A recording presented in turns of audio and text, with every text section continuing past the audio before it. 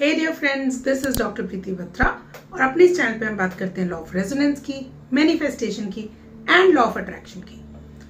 आज हम बात करने वाले हैं कि अपनी रिसीविंग एनर्जीज को कैसे एक्सपैंड करना है। जब हम मैनिफेस्टेशन जर्नी पे होते हैं ना, तो हम लोगों को ये समझ में नहीं आ रहा होता, हम ना बहुत सारे डाउट्स में चले जाते हैं कि जो भी चीज हम मैनिफेस्ट करना चाहते हैं वो हमें मिल भी रही है या नहीं मिल रही है, और जिसकी वजह से ना हम अपनी रिसीविंग एनर्जीज को रोक रहे होते हैं, हॉल्ट पे डाल रहे होते हैं, क्योंकि हम ना बार बार उस एनर्जी को चेज कर रहे होते हैं। यानी कि मैंने तो ये सोचा हुआ था कि मुझे ये मिल जाएगा, लेकिन अभी तक तो नहीं हुआ। जब हम इस तरीके की बातें सोच रहे होते हैं ना, तो हमारी जो ये रिसीविंग एनर्जीज हैं वो अपने आप उस कंट्रोल में चली जाती है कि हम उन चीजों को रिसीव ही नहीं कर पाते।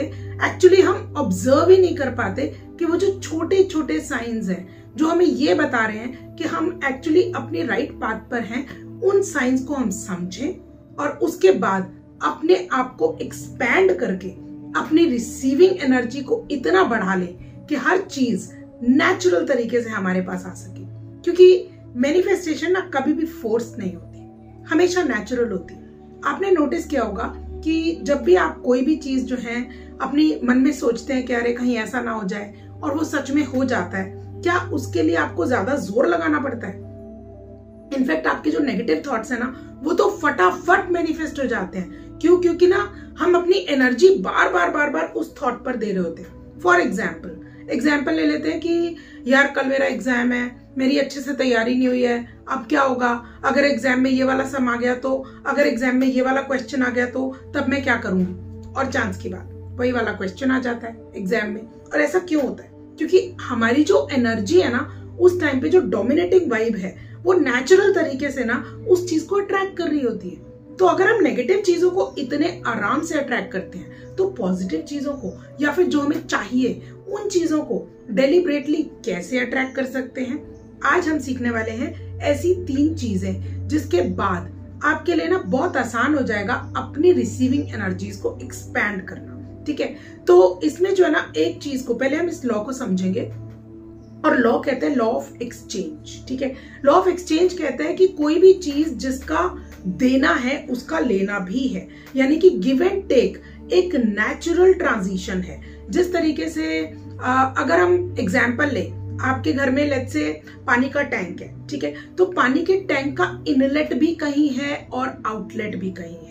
इन बिटवीन अगर कहीं पर भी पाइपलाइन में कोई भी डस्ट आ जाता है, कोई भी डर्ट आ जाती है, तो उसके बाद वहां पर ब्लॉकेज आ जाती है। बस यही चीज हमें अपने साथ में करनी है, यानी कि हमारी बॉडी के अंदर जो मूवमेंट ऑफ एनर्जी है उसका इनलेट और आउटलेट अगर कहीं से भी ब्लॉक होगा, कहीं पर भी कचरा या डर्ट आ जाएगा, यानी कि नेगेटिव इमोशंस आ जाएंगे, यानी कि हम अपने हार्मनी, पीस एंड जॉय को छोड़ देंगे, तो नेचुरल तरीके से हमारी जो रिसीविंग एनर्जीज हैं वो ब्लॉक हो जाएंगी। ठीक है, अब ये ना हो इसके लिए हमें क्या करना है? सो नंबर 1 चीज हमें करनी है, relax, just relax, feel easy, just take it easy, take a chill pill. क्यों?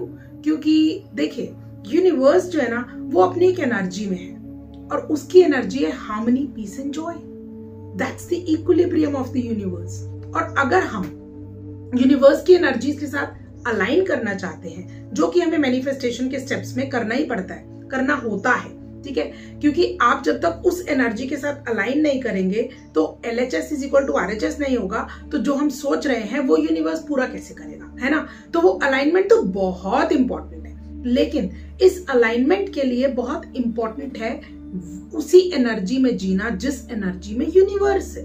और यूनिवर्स या गॉड या सोर्स एनर्जी, जो भी आप उसको बोलते हैं, वो किस एनर्जी में हमेशा वाइब्रेट करते हैं? They are in their harmony, peace and joy, है ना? तो भगवान को तो हम इटर्नल हैप्पीनेस बोलते हैं ना, यानी कि एक ऐसी हैप्पीनेस जिसका कोई और तोड़ ही नहीं है। यानी अगर वो वाली हैप्पीनेस हमें मिल जाए तो this is kind of a, जैसे कि एक नशा हो जाता है, कि उस हैप्पीनेस का नशा, जब आप हमेशा खुश रह रहे होते हैं, जब आपको हमेशा से ऐसे लगता है कि यार वाह क्या लाइफ है, मतलब आपको ऐसी फीलिंग रहती है कि यार इट्स ओके, अगर सिचुएशन ये है तो भी इट्स ओके, अगर सिचुएशन कुछ और है तो भी इट्स ओके। एक रिलैक्स्ड स्टेट ऑफ माइंड, जिसमें आपको कोई वरी नहीं है, कोई टेंशन नहीं है। क्यों? क्योंकि आप उस बच्चे के समान हो जाते हैं जो अपने फादर की गोद में है, और अगर बाई चांस फादर ने ऊपर उछाल भी दिया ना, तो उस बच्चे को पता होता है कि कैच तो फादर ही करेंगे। बस इसी रिलैक्सेशन मोड में जैसे ही हम आते हैं, उसी टाइम हमारी जो मैनिफेस्टेशन है ना, वो अपने आप नेचुरल प्रोसेस में आ जाती है और हमारी रिसीविंग एनर्जीज एक्सपैंड हो जाती है। क्यों? क्योंकि अब गॉड को मालूम है, हमारी सोर्स एनर्जी को पता है कि दिस पर्सन इज रिलैक्सिंग, इसको कोई टेंशन नहीं है। ये कोई उसकी डोमिनेटिंग वाइब जो है ना, वो उसको बार बार ये नहीं बोल रही है कि यार कहीं ऐसा तो नहीं है, नहीं हुआ तो, यानी कि आप डाउट में नहीं आ रहे हो, आपको फ्रस्ट्रेशन नहीं हो रही है। तो जो डोमिनेटिंग वाइब है ना, that should be just relax. Okay, so उसके लिए आपको बहुत ही सिंपल प्रोसेस करना है। Every day you need to practice 5 minute के लिए रिलैक्स फील करना। ठीक है, इसके लिए बहुत सारी गाइडेड मेडिटेशंस हैं जो कि आपको कई जगहों पे मिल जाएंगी। एक सिंपल सी गाइडेड मेडिटेशन को हम बोलते हैं बॉडी स्कैनिंग, जिसके अंदर आपको ना सिंपली जैसे 3 तक आप काउंट करेंगे, ब्रीद इन करेंगे, और उसके बाद अपनी ब्रेथ को अपनी बॉडी के हर पार्ट पर लेके जाएंगे। ठीक है, और हर पार्ट के अंदर ऐसे फील करेंगे जैसे आप एनर्जी छोड़ रहे हैं और रिलैक्स फील कर रहे हैं। Each and every body part is feeling relaxed. ठीक है, तो ये हमने करना है फर्स्ट थिंग फर्स्ट। ठीक है, आप नोटिस भी करेंगे कि जब आप रिलैक्स्ड होते हैं ना, तो लोगों को आपके साथ रहना बहुत अच्छा लगता है। आप खुद सोचिए ना, आपको कैसे लोगों के साथ रहना पसंद है? जो लोग हमेशा क्रिप करते रहते हैं, जो लोग हमेशा नेगेटिव रहते हैं, या फिर ऐसे लोग जो हमेशा कंफर्टेबल होते हैं, रिलैक्स पोजीशन में होते हैं, जो लोग हमेशा जो है ना अपने जॉय में, अपनी हैप्पीनेस में होते हैं, उनके साथ रहना ज्यादा अच्छा लगता है ना। सिमिलरली गॉड को भी उन्हीं लोगों के साथ रहना ज्यादा अच्छा लगता है जो लोग हमेशा अपने रिलैक्स्ड मोड में होते हैं। यानी कि जब हमारी डोमिनेटिंग वाइब गॉड की वाइब से या फिर यूनिवर्स की वाइब से मैच करती है, नेचुरली हमारी रिसीविंग एनर्जी एक्सपैंड होती चली जाती है। ठीक है, अब सेकंड चीज आपको क्या करनी है? सेकंड चीज आपको करनी है, start receiving small compliments easily. ठीक है, अब होता ये है ना, किसी ने आपको बोला कि यार तेरा सूट तो बड़ा अच्छा लग रहा है, तो आप बोलते हो तो बहुत पुराना है, मैंने तो बहुत पहले निकाल लिया था, ये तो मैं आजकल वैसे ही चलो पहन लेती हूँ। या फिर जैसे किसी ने बात करी ना अबाउट कि आप अच्छे लग रहे हो या आपने कोई अच्छा काम किया है, अरे नहीं यार वो तो बस ऐसे ही। जब हम ये सब काम करते हैं ना, तो यूनिवर्स को लगता है यार इसको तो आदत ही नहीं है कुछ भी चीज को रिसीव करने की।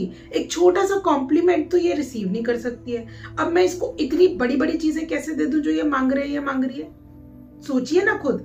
ठीक है, फॉर एग्जाम्पल चलो, ठीक है, हम बात करते हैं कि एक बच्चा जो है ना, वो चॉकलेट लेने के लिए अपने पापा के साथ मार्केट जाता है। ठीक है, और जैसे ही वो चॉकलेट लेता है ना, वो चॉकलेट खाते खाते उसके हाथ से गिर जाती है। अब वो अपने पापा से बोलता है मुझे एक और चॉकलेट दो, तो पापा क्या बोलेंगे? पापा बोलेंगे जो आपके हाथ में थी वो तो आप संभाल नहीं पाए, अब मैं और कहां से दूं? बस यही काम हमारे गॉड पापा करते हैं, वो भी यही करते हैं। वो क्या बोलेंगे कि यार तुमसे जो दिया हुआ है वो तो तुम्हें संभल नहीं रहा, तुमसे संभल नहीं रहा, और तुम्हें और चीजें चाहिए। ठीक है, तो हमको सिर्फ इतना सा करना है कि जो भी कॉम्प्लीमेंट या कुछ भी जो भी हमको रिसीव मिलता है ना, छोटी छोटी चीजें जो हमें रिसीव होती है, छोटी छोटी चीजें, उन सब चीजों को एक्सेप्ट करना है। जैसे शगन का लिफाफा हो गया या इस टाइप की कोई चीज हो गई जो कि आपको लगता है अनएक्सपेक्टेडली मिल रही है, तो इंस्टेड ऑफ डाउटिंग अरे ये मेरे पास कहां से आ गई, आपको बोलना है थैंक यू।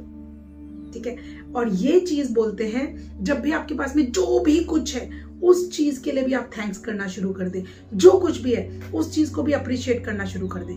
फिर देखिए क्या रिसीविंग एनर्जीज आपकी एक्सपैंड होती है और इतना मजा आता है उसके बाद में ना। गॉड कहता है कि यार इसको तो और दो, इसको बहुत मजा आ रहा है ना, इसको और दो। ठीक है, तो रिसीविंग एनर्जीज को एक्सपैंड करने के लिए अप्रिशिएट कीजिए छोटी छोटी चीजों को, जो भी आपको कॉम्प्लीमेंट्स मिलते हैं उनको रिसीव करना सीखिए, चाहे छोटी से छोटी चीज भी क्यों ना हो। कोई भी चीज, जो भी चीज आपको मिल रही है उसको एक्सेप्ट करना सीखिए। ठीक है, नेक्स्ट इज थर्ड जो एलिमेंट है यहाँ पर आता है वो है ट्रस्ट द प्रोसेस। ये बहुत जरूरी है। ठीक है, यहाँ पर आपको ना थोड़ा पेशेंस रखना पड़ेगा, थोड़ा ट्रस्ट करना पड़ेगा, वेट एंड वॉच करना पड़ेगा। यानी कि यहाँ पर अब आपको जो है ना, आपको टेस्ट करना पड़ेगा इस चीज को कि आपके अंदर वेटिंग कैपेबिलिटीज कितनी है। ओके, आपको ये देखना है कि मैं इस टाइम पर चेज नहीं कर रही अपने गोल्स, मैं सिर्फ अट्रैक्ट कर रही हूँ। I am becoming a magnet. और मैग्नेट आप कब बनेंगे? मैग्नेट आप तब बनेंगे जब आपके अंदर वाइब होगी कि आई एम अट्रैक्टिंग, ना कि वाइब होगी दैट आई एम चेजिंग।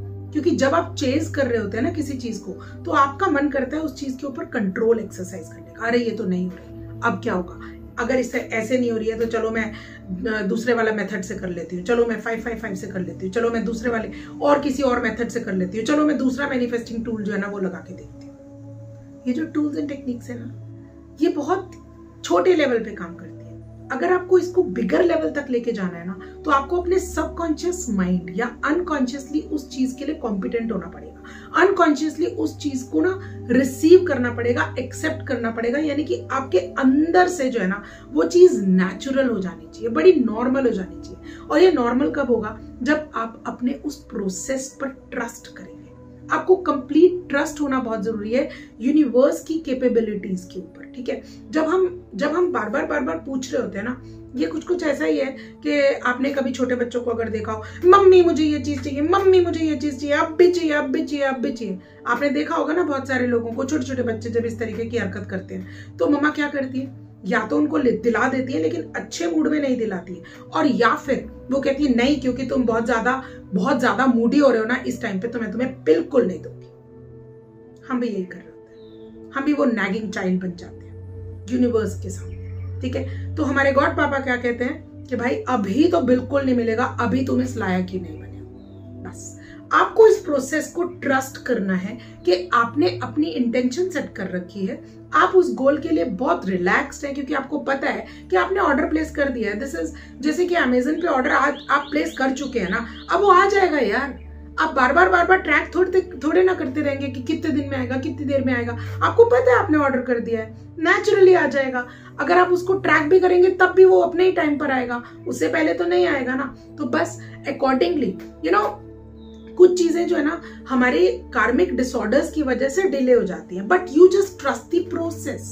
आप ये मान के चलिए कि आपने अगर इंटेंशन सेट करी है और उसके बाद में अपने इंटेंडेड जो आपके एफर्ट्स है वो आप कर चुके हैं, उसके बाद you are feeling relaxed. Just enjoy your life and see how you will receive everything whatever you want. तो ये अपनी रिसीविंग एनर्जीज को एक्सपैंड करने के लिए इन तीनों तरीकों से आप अपनी मैनिफेस्टेशन जर्नी को बहुत ज्यादा एक्सपीडिएट कर सकते हैं, ठीक है। तो आपको अगर ये मेरी वीडियोस अच्छी लगती हैं प्लीज कमेंट्स में जरूर लिखिए। और मेरा 3 डेज का एक वर्कशॉप रहता है जो कि बिल्कुल फ्री है, जहां आपको मैं लाइव मिलूंगी और आपके सारे डाउट्स के आंसर्स भी करूंगी। So if you want to join this workshop तो वो आज से ही शुरू हो रही है, और जैसे ही वो शुरू होती है उसकी लिंक जो है वो आपके डिस्क्रिप्शन पे होगा, आपके पास नोटिफिकेशन आराम से पहुंच जाएगा। तो प्लीज कमेंट कीजिए और बताइए और किस किस चीज के ऊपर मैं आपके लिए वीडियो बनाऊं। Thank you so much for watching.